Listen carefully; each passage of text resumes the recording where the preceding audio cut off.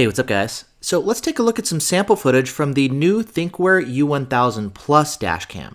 Now the U1000 Plus is the successor to the original U1000, and I'm actually working on my full review right now of this new U1000 Plus, going over all the new features and whatnot, especially the changes compared to the original U1000. But in the meantime, I wanted to go ahead and share some sample footage with you guys so you can see what the video quality is like here with this new dashcam. Now starting off here with the front camera, it's still going to be recording at 4K up front and 30 FPS, and it's still using a Sony Starvis sensor. However, Thinkware has actually changed which sensor is being used here. Previously it was the IMX334, and now they're using the IMX515. Now the key difference to be aware of is the fact that the newer sensor is actually a little bit smaller.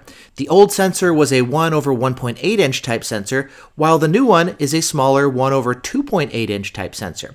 And with a smaller sensor, that means it should actually do a little bit worse when it comes to low light capture and low light sensitivity. And in the full review, of course, I'll be doing some comparisons with the original U1000 as well as some other dash cams as well. But in the meantime, you can go ahead and check out what the video quality is like here with this new dash cam. Now, another key difference to be aware of, and actually an upgrade here for the new Plus model, is the fact that now we actually have HDR available here as well. This is something that's been missing for a while here from some of the Thinkware dash cams, and I'm really glad to see that they've added it here on the U1000 Plus. It's going to be very helpful, for example, when you pull up behind a car and your headlights are shining directly on that reflective license plate. The new U1000 Plus with HDR is going to be doing a much better job of being able to capture those bright areas. Next, let's take a look at the rear dash cam. Now, the rear dash cam, like the front camera, also supports HDR, but there's actually a bigger difference here with the rear camera. They've actually dropped the resolution here from 2K down to just 1080p. It's part of a cost savings measure here to make the U1000 Plus actually less expensive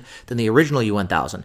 There's quite a few upgrades and improvements with the Plus as well, again, which I'll cover when I get to the full review. But the rear dash cam, I think, might actually be the biggest downgrade here with the U1000 Plus. Now, previously they used the very popular Sony Starvis IMX335. It's a 2K sensor that's used in a bunch of different dash cams. It's a very good sensor.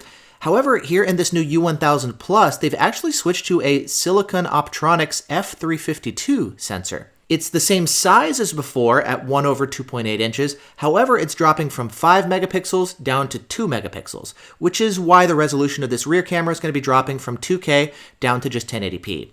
And taking a look at some sample footage, I'm definitely noticing the reduced quality and reduced ability to actually capture details back behind you with this new sensor. Additionally, with Thinkware's implementation of HDR, at least in this firmware version here that I've been testing, 1.00.02, sometimes there's this weird artifacting going on that you'll notice in the sample footage as well. Next, the U1000 Plus jumps from Super Night Vision 2.0 to 3.0, which according to Thinkware should actually help it work better in low light conditions. And so as part of my testing, I'll be comparing Super Night Vision 2.0 to 3.0, as well as Super Night Vision 3.0 on versus off, so we can see kind of what the improvements are. But either way, it is worth noting that this Super Night Vision feature is really optimized for when you're in really dark areas. If you're in brighter areas, it actually can lead to overexposure. And so for that reason, if you park a lot in like really dark areas, for example, this Super Night Vision feature is going to be most helpful.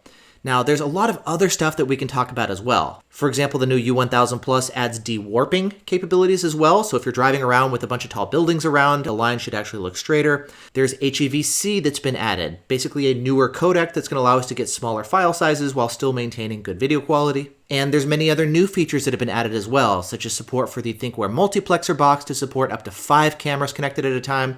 It's got a smart parking mode, which is going to do better in high heat.